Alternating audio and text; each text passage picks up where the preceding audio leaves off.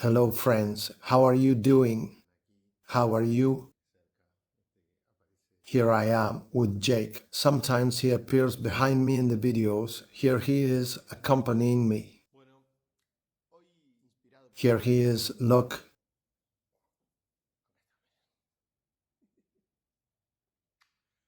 Well, today, inspired by things that I have been talking about, I want to tell you something that I think is very important. There are many people who are therapists, even from other currents, and that I have the honor that they watch my videos, that they follow me on my social media profiles, and that they write to me, and for me that is always an honor. And I think that there is information from here that is useful to people who are going through a symptom, and I know that from what they tell me there is a lot of information that is useful to them, especially to that part of humanity that has a hard time understanding that these are not magic paths. I take a lot of care of that. Basically, if the paths, like the Humano Puente path, were considered a path of magic, it would not be a path that I would propose. Because for me it is a mistake to communicate to people that in spirituality there are magic paths. There is no magic.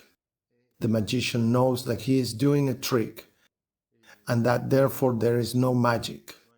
Magic has a certain resemblance to the word coincidence. I did this and this happened because of magic.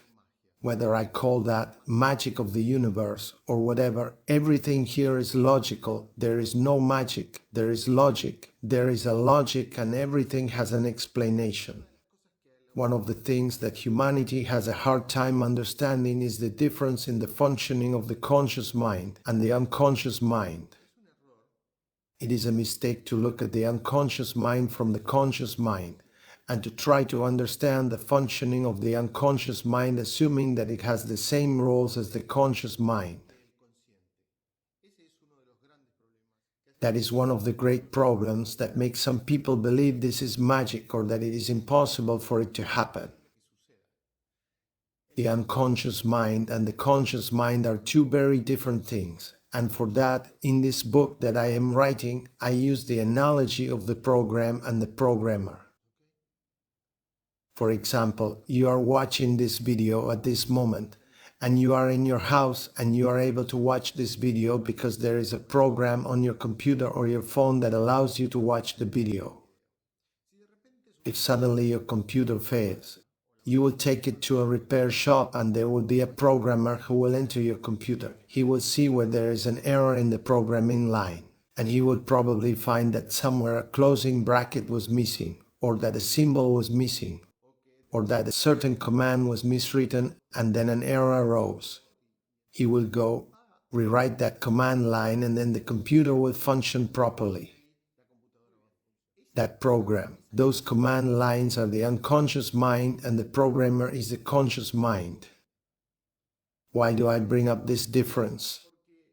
Because people believing that the unconscious mind is the same as the conscious mind and that they have the same logic and way of functioning, do not accept or find it difficult to believe that a person, for example, whether knowingly or not, consciously knowing or not that their grandmother died during childbirth, or that something happened to her with her husband or with the company, or with the field or on a trip, he knows the original history.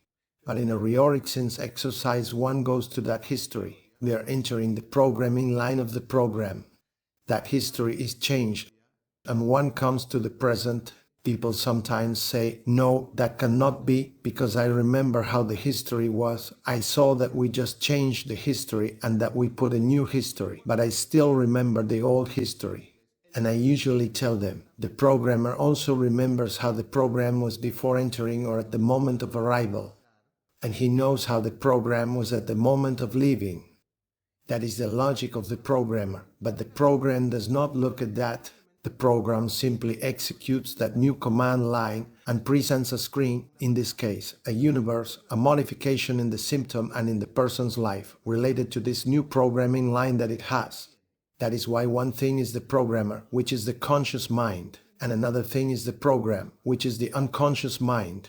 The unconscious mind, which does not judge, does not care about what one did in that command line, simply executes from this new command line. It is the conscious mind, the one who knows the previous history and the later history, but with the good news that it is not the conscious mind the one who creates the reality, but it is the unconscious mind. The unconscious mind has another language, another way to orchestrate.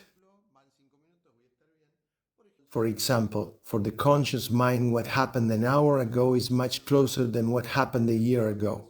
And what happened a year ago is much closer than what happened 100 years ago.